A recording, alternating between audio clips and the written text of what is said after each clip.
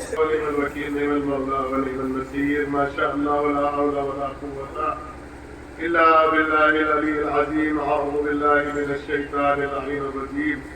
بسم الله الرحمن الرحيم. إن الله وملائكته يصلون على النبي يا أيها الذين آمنوا صلوا عليه وسلموا تسليما.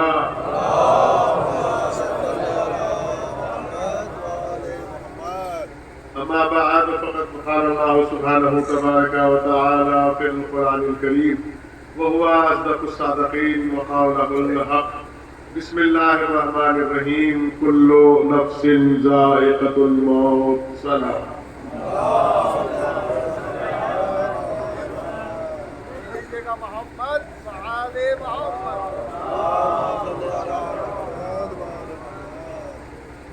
عزیزان سید الشہداء، برادران ایمان اسلامی، بزرگان قوم ملت اور وہ افراد جو جستجوء حق میں سرگردہ ہے اور متلاشی حق ہے، جس آیے کریمہ کے قصے کی تلاوت کرنے کا شرف حاصل کیا، یقیناً فقہ جعفریہ کے اکثریت میں اس کے حافظ پائے جاتے ہیں. بڑی مشہور زمانہ آیت ہے اور اس کا ایک قصہ تلاوت کیا ہے کہ ہر نفس کو موت کا ذائقہ چکھنا ہے. یہ ایک ماں کی مجلس ہے، یہ امام کی مجلس ہے. میں اس معنی میں خوش نصیب ہوں کہ میری ماں کی مجلس میرے امام کے ذکر سے منسلک ہو گئی. میں سمجھتا ہوں اس سے بڑی خوش نصیبی میری ماں کے لیے اور کچھ ہو بھی نہیں سکتی اور ہونی بھی نہیں چاہیے. اس لیے کہ جہاں ذکر امام ربط میں آ جائے پھر اس سے بڑی کامیابی کیا ہو سکتی ہے. ایک فقرہ یاسر عباس صاحب کی جانب سے ایک فقرہ سناتا چلتا، اللہ ان کو صحت دے. وہ کہتے ہیں کہ رات میں جب نسیم سحر کے وقت آپ دیکھیے گا شبنم برستی ہے، اسے ہماری زبان میں کہتے ہیں اوس. تو جو دیہات سے متعلق ہے وہ لوگ جانتے ہیں کہ اوس کا لطف جو ہے وہ وقت صادق جس کو مل جائے وہ سمجھتا ہوں کہ صحت کے اعتبار سے بھی خوش نصیب ہے اور روح کے اعتبار سے بھی خوش نصیب ہے. وہ دوبڑا ہوتا ہے، جنگل کا دوبڑا جسے بٹیا ڈول جو بھی کہیں آپ، اس کو دوبڑا ہوتا ہے. اس میں ڈاکٹرز کہتے ہیں کہ صبح کو ننگے پاؤں اس پہ ٹہلنا چاہیے. ٹھیک، اسے کہتے ہیں کہ ٹہلنا چاہیے، بہت اچھا ہے. لیکن وہ جو پانی ہوتا ہے جسے اوس کہتے ہیں، وہ پانی جو ہوتا ہے وہ ختم ہو جاتا ہے سورج کی روشنی کے بعد. جیسے سورج کی توازن ہوتی ہے تو وہ ختم ہو جاتا ہے. پھر کہتے ہیں بس اس پہ کر رہے تھے آپ، دیکھو سورج نکل گیا، اب بچا کے دکھاؤ تو جانے. جس میں کسان مزدور ترہ امتیاز پیش کر رہا تھا، اس پہ ایک ان پڑھ شخص نے کہا اس پہ غرور کر رہے ہو آپ. میں اس کو ان پڑھ کہتا ہوں جو توحید کے مقصد کو نہ سمجھے. اگر کتابیں پڑھنے سے علم آ گیا ہوتا تو پھر معاف کرنا، نہ مدرسے، نہ مساجد، نہ فلسفہ، نہ کلام. ثبوت حق کے لیے بس حسین کافی ہے. کتابیں پڑھنا آسان ہے، علم جو ہے علم نور یرزق اللہ بقلب یشاء. علم نور ہے، اللہ جس کے دل میں چاہتا ہے ڈال دیتا ہے. لیکن وہ علم وہ ہوتا ہے جو ہدایت کی طرف لے جائے، وہ علم نہیں ہے جو شر کی طرف لے جائے. شیطان بہت بڑا عالم ہے، اتنا بڑا عالم ہے جب آپ کو یہ بھی نہیں پتا تھا نا سجدہ کیسے کیا جاتا ہے تب وہ سجدے میں سر رکھ کے پڑا تھا. اس کو بھی پتا تھا کہ سجدے میں بقا ہے. واقعات اس بات کی خدمت کر رہا ہوں. وہ کہتے ہیں کہ سورج نکل گیا، آپ روک کے دکھاؤ اس کو اگر دکھانا ہے تو. کوئی پاور بھی نہیں ہے ہمارے پاس، روک کے نہیں سکتے. ہم نے اپنے مرکز کی طرف رخ کیا، اور جب مرکز کی طرف رخ کیا تو ہم نے اپنے زندہ امام سے سوال کیا، مولا دلیل کیا ہے؟ تو بہت آسان ہے. کیا کرنا ہے؟ کچھ بھی نہیں کرنا. صبح چھوٹی شیشی لینا اور اس شیشی میں وہ شبنم کے قطرات کو حجاب کی کیفیت میں لے جانا. یعنی وہ ڈھکن لگا دینا، حجاب ڈھک دینا، اور اسی شیشی کو لے جا کر بہتے ہوئے سمندر میں اڑیل دینا۔ اب دنیا کے سارے سورج بھی اس کو کچھ نہیں کر پائیں گے۔ نہیں نوٹ کیا آپ نے؟ یہ غم ہمارے لیے مختصر ہے، پتا کیسے چلے کہ مختصر قائم کب تک رہے گا؟ تو ہم نے اس غم کو امام سے منسوب کر دیا۔ اب یہ آنسو امام حسین کے آنسوؤں میں جانے، یہ اس غم میں شریک ہو گئے۔ غور نہیں کیا آپ نے؟ بڑا جملہ ہے، یہ ایک آنسو سمندر سے مل گیا، اب اسے دنیا میں کوئی مٹانے والا نہیں ہے۔ یہی وجہ ہے کہ حسین کی بہن زینب نے کسی مقام پہ حالانکہ ہنسنا چاہیے تھا، کیونکہ کامیابی پہ ہنسا جاتا ہے، اور حسین ابن علی کامیاب تھے، لیکن ہنسا اس لیے نہیں، ہنستے تو لوگ بےہودہ کہتے، رو کر بتایا کہ رونے والوں سے یہ ضرور پوچھا جائے گا رونے کی وجہ کیا ہے، تو ہم بتائیں گے کہ حسین مظلوم ہے، یتیم ظالم ہے۔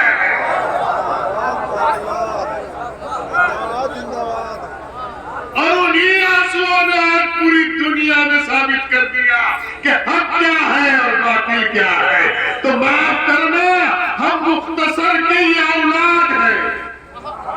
میں نے بڑا جملہ کہا، دیکھیے مانی منتری کی بیٹھے ہیں، ہمارے سید الجمع صاحب، مانی منتری صاحب بیٹھے، مفتی ذوالفقار صاحب بیٹھے، میرے بڑے بھائی باقر صاحب بیٹھے، سب لوگ بیٹھے، مولانا حسین صاحب، علی عباس صاحب، صادق صاحب، عطر صاحب، جاظم صاحب، قرم صاحب، سب لوگ بیٹھے ہوئے، علی مہدی صاحب، سب لوگ بیٹھے ہوئے۔ میرے کے سامنے بولنا بڑی بات ہے، لیکن میں اس لیے ان کے سامنے بولنا اور جان کے بولنا چاہتا ہوں۔ میرا اپنا ہمیشہ رسول اللہ میرے اساتذہ بیٹھے ہوئے ہیں، ابن حسن صاحب بیٹھے، مفتی صاحب تشریف لے آئے، سلام دیتے محمد علیہ وسلم۔ میں زیادہ وقت نہیں ہوں، ایک سلام اور بھیجتے محمد علیہ وسلم۔ میرے بڑے بھائی مولانا غلام حیدر صاحب بیٹھے ہیں، مولانا وفادار صاحب بیٹھے ہیں، مولانا اشی صاحب بیٹھے ہیں، بابو نصیر صاحب بیٹھے ہیں، بابو رونق صاحب بیٹھے ہیں، یہ سب بزرگان بیٹھے ہیں۔ میں اپنے میرے استاد محترم کوثر صاحب بیٹھے ہیں، مزاحد صاحب بیٹھے ہیں، رہبر بھائی بیٹھے ہیں، ہمارے قبلہ صاحب بیٹھے ہیں، سب لوگ بیٹھے ہیں۔ میں جان جان کے بولنا چاہتا ہوں، جب کوئی کہتا ہے تو وہ اپنے اساتذہ سے کہا کرتا ہوں کہ میں چاہتا ہوں کہ آپ بیٹھے ہو اور میں سنوں، یعنی میں پڑھوں۔ تو ایک استاد نے بولا ایسا کیوں کہتے ہو؟ میں نے کہا اس لیے کہ جو اصلاح یہاں ہو جائے گی نا، اسے دنیا میں کوئی فیل نہیں کر سکتا۔ جو اصلاح یہاں ہو جائے گی اسے دنیا میں کوئی فیل نہیں کر سکتا، یعنی ان کا ناکام نہیں ہو سکتا۔ پورا سلسلہ زندگی کا، حیات کا، موت سے ربط میں رکھ دیا۔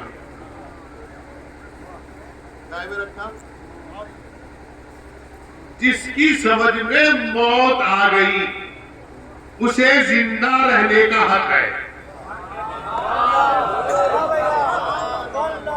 جس کی سمجھ میں موت آ گئی اسے زندہ رہنے کا حق ہے۔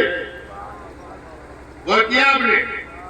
اسے زندہ رہنے کا حق ہے جو موت کو سمجھ گیا۔ کس کو سمجھ گیا؟ کتنے لوگ ایسے ہیں جنہوں نے موت کو سمجھ لیا؟ بتائے گا کوئی ایک ایسا پارسا ہے اس مجمع میں جو کہے کہ میں نے موت کو سمجھ لیا؟ کوئی ایسا ایک ولی اللہ معصوم صفت بیٹھا ہے جو یہ کہے کہ میں نے موت کو سمجھ لیا؟ اس لیے کہ جب موت کو سمجھ جاؤ گے تو گناہ نہیں کرو گے، اور جب گناہ نہیں کرو گے تو زندگی جینے کا لطف آ جائے گا۔ صلوات محمد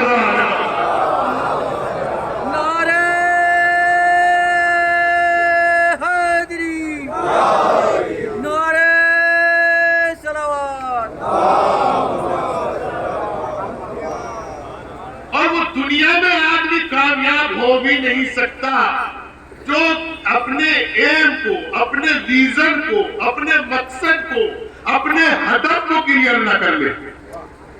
وہ آدمی نہیں جو حالات کے اعتبار سے بدل جائے، اسے دوغلا کہتے ہیں، اسے کمزور کہتے ہیں، اسے لقمہ حرام کہتے ہیں، اسے عارکسی کہتے ہیں، اسے بدبخت کہتے ہیں، اسے جسم فروش کہتے ہیں، پتہ نہیں اس خاندان کی پاداش میں کیا کیا کہتے ہیں۔ لیکن جس کا ویژن کلیئر ہے، صاحب ظرف ہے، اچھے ماں باپ کی اولاد ہے، اچھے خاندان کا وارث ہے، اچھے بیٹا ہے، اچھی ماں ہے، اچھا باپ ہے، اچھی بیٹی ہے، اچھی بہو ہے، اچھی بہن ہے. کس کس کو کہا جاتا ہے؟ جن کا مقصد صاف ہو. کیا صاف ہو؟ سوچ کے اٹھے اس مجلس سے ہمارا مقصد کیا ہے. معاف کیجیے گا علی حیدر صاحب، میں یہ باتیں اپنے لیے مناسب نہیں سمجھتا جو آپ نے میرے حق میں کی. میں اس قابل نہیں ہوں. میں علماء کی چوٹیوں کے قدموں کی خاک میں میرا شمار ہو جائے تو یہ میرے لیے بڑی بات ہے.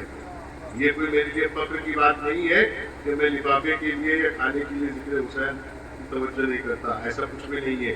میں اپنے مقصد کو سمجھے ہوئے ہوں اور میرا مقصد یہ ہے کہ اللہ نے مجھے اس ذکر کے لیے خلق کیا ہے.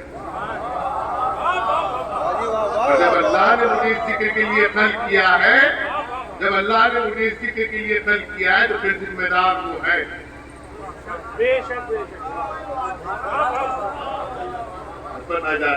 ذمہ دار وہ ہے جس نے مجھے خلق کیا.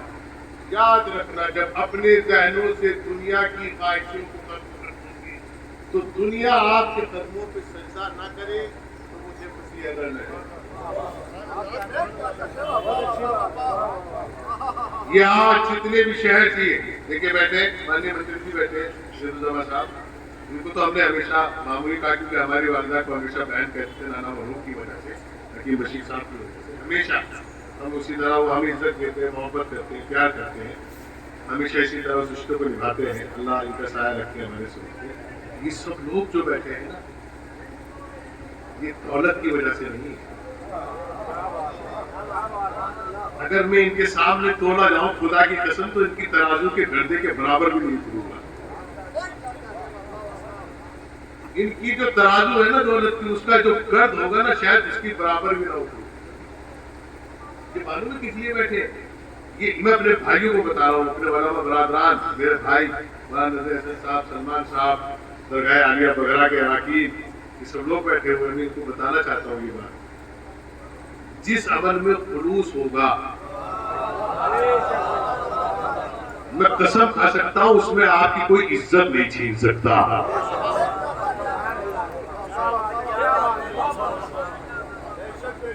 جس عمل میں خلوص ہوگا آپ کی عزت کو کوئی نہیں چھین سکتا، اور جس کے جیب اور دماغ میں خلوص ہوگا اسے کوئی عزت دے نہیں سکتا.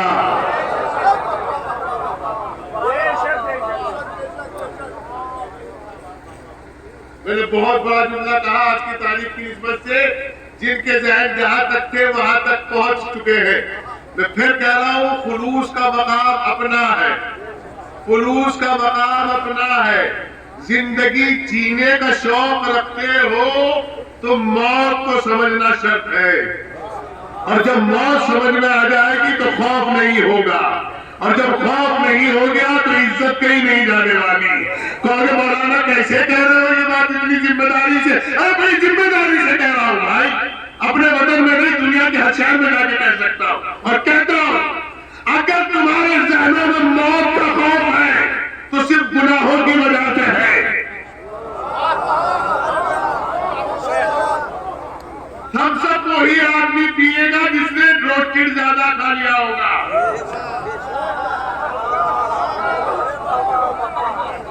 DSR کیپسول وہی کھائے گا جس نے کھانا زیادہ کھا لیا ہوگا. میری بات سمجھے تو میں آسانی سے مثالوں سے سمجھا رہا ہوں یہ تاکہ آسان ہو جائے. خوف اسی کے دماغ میں ہوگا جس کے دنیا کا لالچ ہوگا. کیسے مثال دوں مولانا؟ ہاں میں مثال دے رہا ہوں، میں امام کی مثال نہیں دوں گا آپ کو، آپ امام کی مثال جلدی سمجھ بھی نہیں پائے گا. میں آپ انسان کی مثال دے کے چلوں. 4.5 فٹ قد کا ایک شخص جب ایک ملک کا راشٹرپتی بنا اور شیطان اکبر امریکہ کے یہاں گیا اور جمعے کا دن ہوا اور نماز جمعہ کا وقت آیا تو اٹھ کر سب کو چھوڑ کے چل دیا. جب میڈیا نے پوچھا نہیں تو بتا جا رہا ہے، کب وہاں جا رہا ہوں جس نے مجھے یہاں تک بھیجا ہے.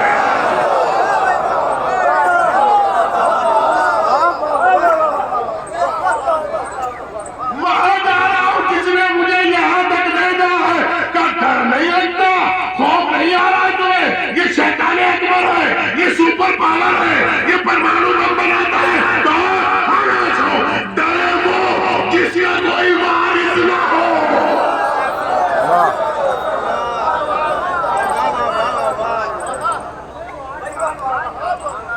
हाउलाए अंतुम ला तारफून लिअन्नहु याकुलून तामरा। लोगों, तुम चाहकर भी मुझे नहीं पहचान सकते, चाहकर भी नहीं पहचान सकते।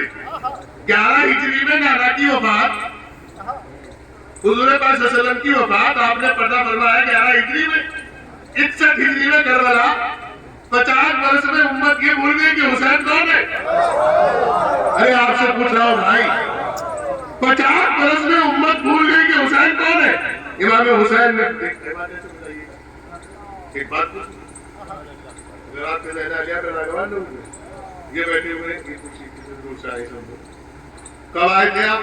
अरे भाई आए थे 25 साल पहले आए थे कभी इस्लाम में। ये उन्हीं का बेटा है ना, वो बैठे मेरे भतीजे शौकत साहब के बेटे, वो बैठे मेरे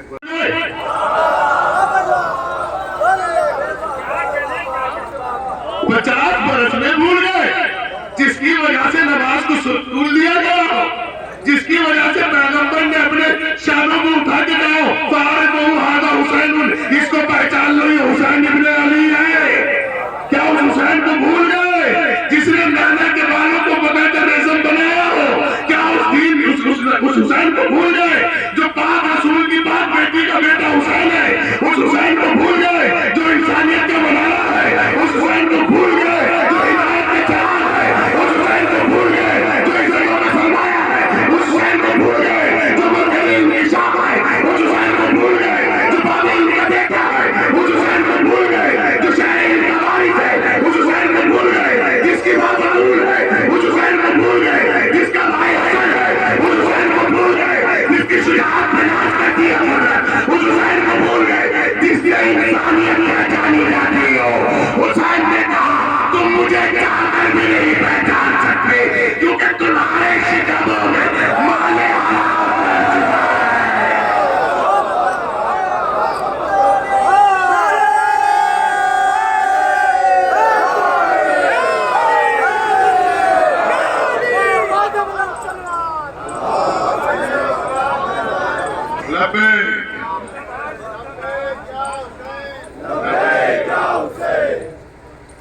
यह मौत का खौफ उनको होता है।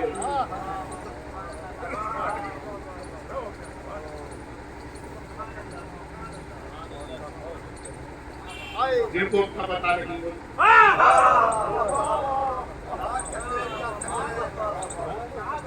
बजी तो ऐसे ही होगा। मौत का खौफ उनको होता है जिनको अपना पता नहीं होता। जो भी माने हराम खाते हैं, कुछ भी कहते हैं आप शौरा ऐसा माशाल्लाह। मैं तो मुख्तसर कभी कभी इसी तरह की शेर कहता हूँ, मेरे तो शायरी आती नहीं है। हाँ ये मैं ऐलान है बिल्कुल, तो अपनी भाई आएंगे शायद ना बता देते। मैं कहता हूँ कि मैं 2 ही मिसरे कहता हूँ, वो मेरी अपनी पर्सनल प्रॉपर्टी होती है। बहुत अच्छा, ये भी बहुत अच्छा है। मैं 2 मिसरे सुना दूँ आपको। शायद भाई ये 2 मिसरे सुनिए सरकार, 2 मिसरे सुनिए, 2 मिसरे। और मिसरे अपनी माँ के लिए पढ़ रहा हूँ और मिसरे अपने आप के लिए पढ़ रहा हूँ, लेकिन एक माँ का सहारा लेके और उसके बेटे का सहारा लेकर पढ़ रहा हूँ। देखिए तस्बीह फातिमा के है हमरा सजदा।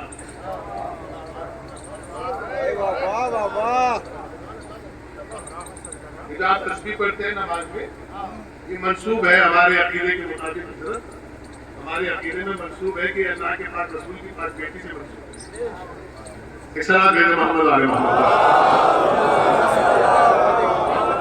अल्लाह समझ गया। तस्बीह है फातिमा के है हमरा सजदा। तस्बीह किससे मंसूब है? ये कौन है? बेटी नहीं, माँ। यही तो कायनात में इकलौती है जो माँ है। भाई ये तो किसी ने पढ़ा था शायद, बाप जिसको पुकारे उनमें अभी हाँ कहकर, ऐसी बेटी हो तो बेटों की जरूरत क्या है? ایسی بیٹی ہو تو بیٹوں کی ضرورت کیا ہے؟ تسبیح فاطمہ کے ہے ہمراہ ہر جگہ، نواز صاحب تسبیح فاطمہ کے ہے، کبھی دیکھا آپ نے یہ تسبیح، یہ سجدہ، وہ سجدہ تسبیح کو روان کے بیچ میں ایسے رکھ لیتے ہیں، تسبیح کے بیچ میں سجدہ آتی ہے۔ تسبیح فاطمہ کے ہے ہمراہ سجدہ، ماں کربلا کے بعد بھی بیٹے کے ساتھ ہے۔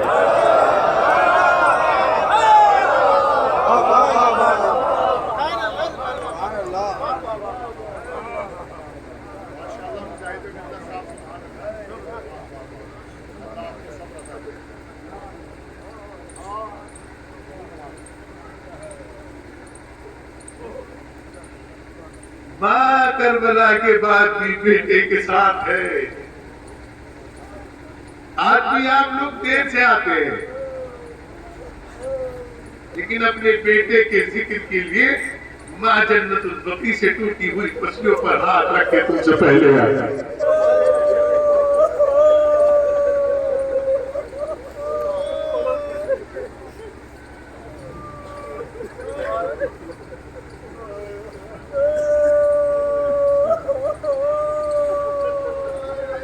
میں اس لیے یہ مجلس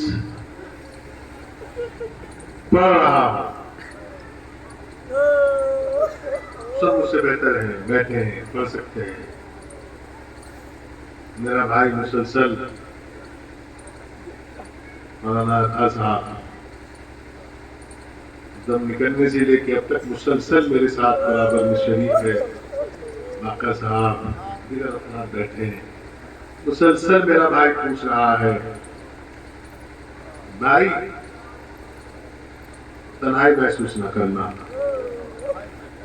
بھائی کسی چیز کی ضرورت ہے مجھے یاد رکھنا، بھائی کسی کو بعد میں کہنا پہلے مجھے کہنا۔ میرے بہت سارے عزیز جنہوں نے مجھے فون کر کر کے تسلی دے کر کہا پریشان نہ ہونا، ہمارے چچا شاہ نواز بڑھانے سے، چچا محسن بمبئی سے، شہزاد رضا رضوی انگلینڈ سے، کویت سے میرے بھائی شاندار صاحب، سب نے مجھے ایسی تسکین جسے کہنا چاہیے، بھائی پروگرام بہت بڑا ہو جائے گا، بہت لوگ آئیں گے، پریشان نہ ہونا، یہ نہ سوچنا کہ کوئی چیز کی کمی محسوس ہو مہمانوں کی، بھائی ایک بار حکم ضرور کرنا، نہیں بھائی آپ سلامت رہیں۔ جب میرے پھوپھی کے بیٹے نے مجھ سے کہا بھائی پریشان نہ ہونا، کسی چیز کی ضرورت ہو تو بتانا ضرور، تو میں نے اپنے بھائی کا ہاتھ پکڑتے ہوئے کہا میری ماں مجھے اتنا دے گی کہ شاید میں ساری زندگی بھی اسی طرح سلسلہ جاری رکھوں تو شاید کم نہ ہو۔ میرے بھائی علی عباس، میرے قبلہ مولانا جان عالم، بابو محمد صاحب، یہ لوگ تسلی دینے والوں میں سے، میرا بھائی تابش، آشف، عامر، مہدی بھائی، یہ لوگ مجھے باقاعدہ فون کر کر کے مسلسل ان کا یہ شکوہ ہے کہ آپ نے ہم سے کچھ کہا کیوں نہیں۔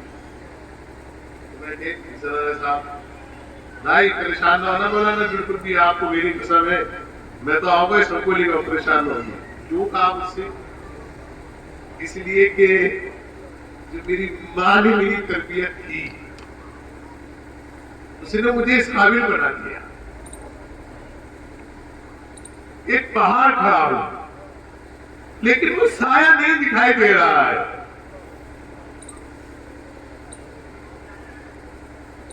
میں 25 سال سے ممبر سے خدمت کر رہا ہوں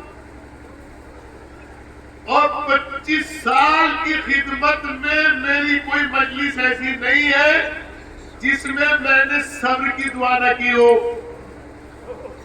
جب بھی کسی کی خبر ملتی تھی مجلس پڑھتا تھا صبر کرو صبر کرو صبر کرو صبر کرو، لیکن جب میں اپنی ماں کو دفنا کے آیا ہوں نا، مجھے ابھی تک یہ سمجھ میں نہیں آ رہا مسیح حیدر کیسے صبر کی تعلیم دیتا تھا۔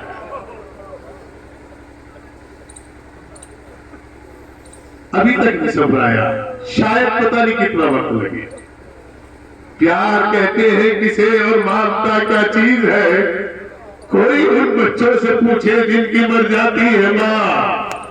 میری ماں نہیں تھی، میری ماں میری دوست تھی، میری ماں میری ہمراز تھی، میری ماں مجھے بہت ساری چیزوں سے متنبع کرنے والی خاتون تھی، بہادر تھی، ایسی بہادر خاتون کبھی جس نے مجھے، کبھی میری ماں نے، یہ میں پرچم پکڑ کے قسم کھا رہا ہوں، کبھی میری ماں نے مجھے کسی چیز کا احساس نہیں ہونے دیا، نہ غربت کا احساس، نہ طاقت کا احساس، نہ کمزوری کا احساس۔ یہ کہتی تھی گھبراتے کیوں ہو؟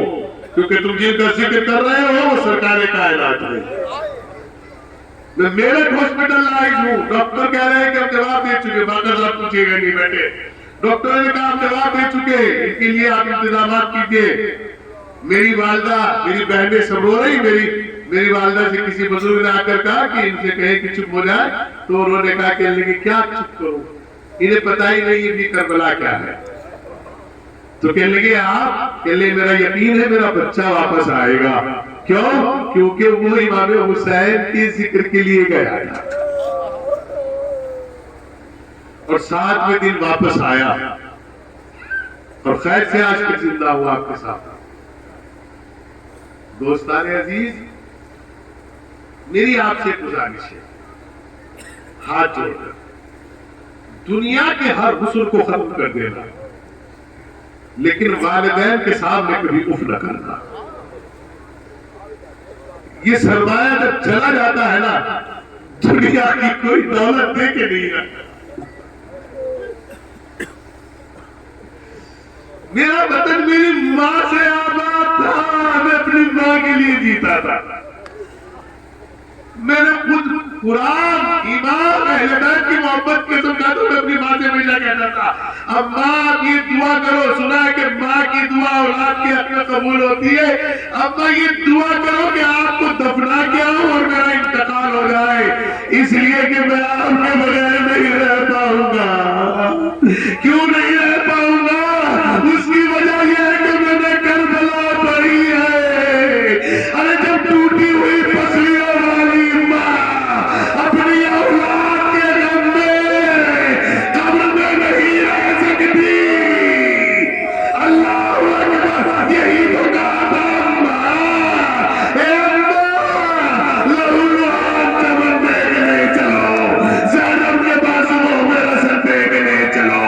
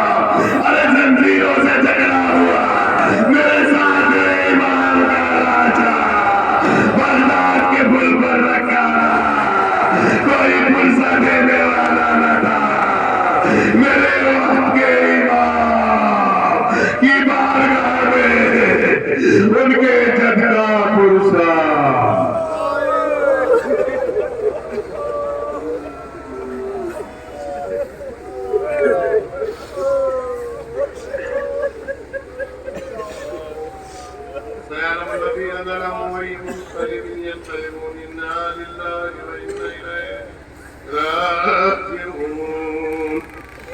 پروردگارا میرے معبود، اس ذکر کا جو نیت یہ خیر ہو اس سے جناب مرحومہ کی روح کو شاد فرما، ہمارے وقت کے امام کو راضی فرما۔ اے پروردگار، تجھے تیری عزت و جلال و کرم کا واسطہ ہے، تجھے ان ذوات کا واسطہ ہے جن کی وجہ سے تو پہچانا گیا ہے، جن کے لیے تو نے خود کہا ہے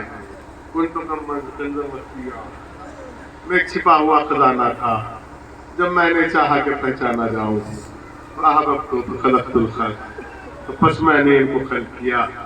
یہ خلق کون ہے؟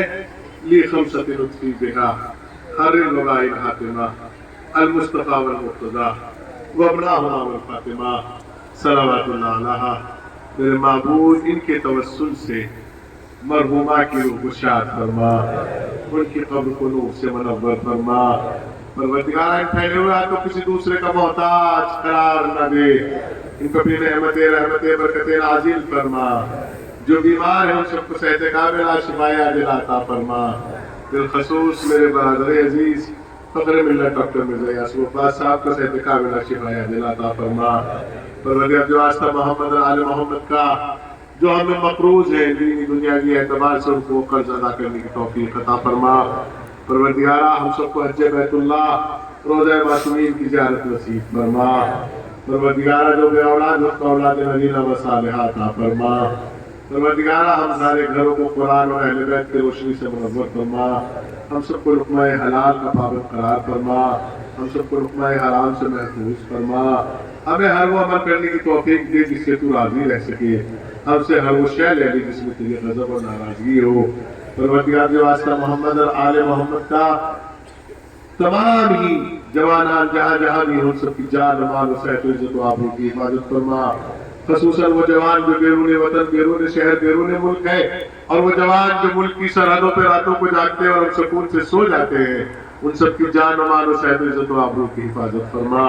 ہمارے ملک کی حفاظت فرما، شر شیطان شر انسان سے محفوظ فرما، اس کی سرحدوں کو آئینی دیوار قرار فرما۔ پروردگار، نظر بد سے محفوظ فرما، مظلومین کی غیب سے مدد فرما۔ مراجعین اکرام کا سایہ ہمارے سر کو تعدیل قائم و دائم فرما۔ بالخصوص رہبر معظم کی حفاظت فرما، دشمنوں پہ غلبہ نصیب فرما۔ مظلومین فلسطین، بارہ چنار، جہاں جہاں بھی مظلومین ہیں ان کی غیب سے مدد فرما۔ حقیقی وارث عزا و مسرت حضرت حجت امام زمان کے ظہور میں تعجیل فرما، ان کے حوالوں رسان شمار فرما۔ ربنا تقبل منا انک انت السمیع العلیم۔ ایک مرتبہ سورہ الحمد، اپنی مرتبہ سورہ توحید کی تلاوت فرما کر مرحومہ مقبولہ سیدہ تاشائی بیگم بنت حکیم فقیر حسین، اور اسی کے ساتھ ایک گزارش ہے کہ سورہ فاتحہ جملہ مومنین مومنات جو مرحوم ہو چکے ہیں ان کی روح کے ساتھ۔